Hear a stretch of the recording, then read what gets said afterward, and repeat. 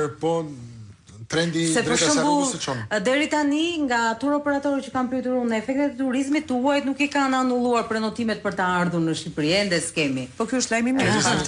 Ndërsa mund të kemi një hezitim nga shqiptarët për të çuar në Turqi, më shumë nek pjesa e pushimeve që kalojnë në Turqi, jo në vendet e Europës. Në turizëm ju garantoj që të efekti do jetë shumë pozitiv, sepse mendohet dhe rasti pandemisë për shemb. Jo, edhe pozitiv për vendin, do qëndrojmë këtu. Sepse është një vend që është atraktiv nga një anë, por edhe nga ana tjetër krijon një farë sigurie sepse nuk ka bazat e NATO-s nuk ke.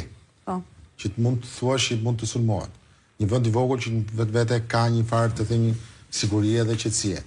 Por nga ana tjetër mund të themi edhe ekonomia mund përfitojë, sepse vendet e Afrikës mos harrojmë që janë një nga konkurrentët më të mëdhenj që ka Shqipëria. Mund të flasim edhe për sektorin manufakturë të veshjeve të puthës.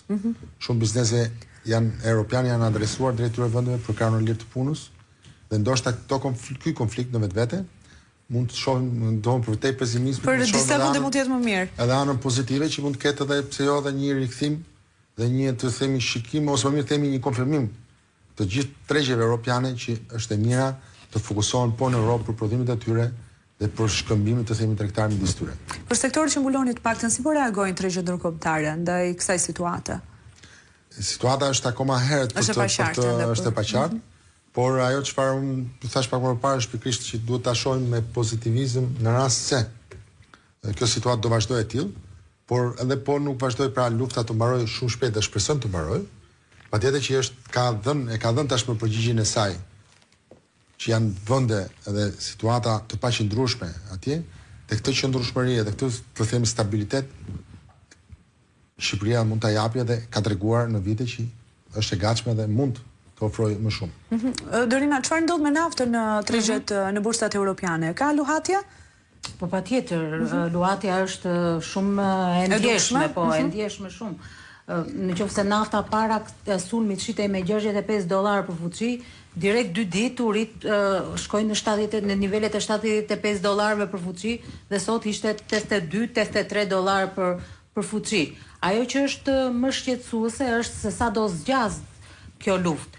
Nisur nga deklaratat që ka bërë dhe presidenti amerikan Donald Trump që pritet që lufta të përfundojë brenda 4 javësh, atëherë efektet nuk do të jenë aq të mëdha, por në rast se kjo luftë do të zgjasë dhe do të përshkallëzohen sulmet, parashikojnë ekspertët me sa unë kam folur parashikojmë që të jetë më keq se kriza energjetike që shkaktoi lufta e Ukrainës, por edhe kriza financiare e 2008-s. Në rast se nëse zgjat disa muaj apo më shumë se në qoftë se kjo zgjat dhe përshkallëzohen sulmet, efektet pritet të jenë më të mëdha se sa lufta në Ukrainë. Flas në furnizimin me lëndë energjetike, karburantet, gazi dhe të gjitha këto, sepse ka një peshë, Irani ka një peshë në kalimin e rrugëve të këtyre lëndëve energjetike, ka një peshë. Gjithashtu pritet parashikohet edhe një krizë në lidhje me Kinën, edhe Kina nga ana tjetër pritet që të rrisë tarifas, edhe tarifat e transportit, por edhe të këtyre lëndëve të karburantit, por kjo do të varet edhe nga një takim që pritet bëhet mes 2 presidentëve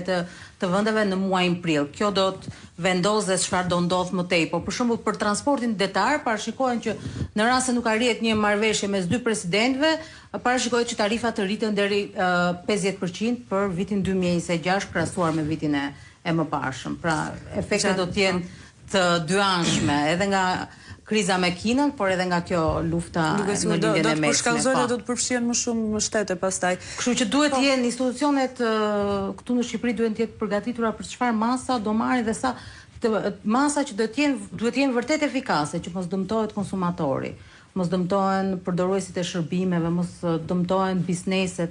Pra duhet të jenë efikas në krijimin e një plani që duhet të veprojnë në rast se kjo luftë do të zgjasë, që shpresojmë që mos zgjasë. Mirë, përfundon këtu kjo pjesë e parë e programit, ne shkojmë në publicitet dhe rikthehemi pas pak.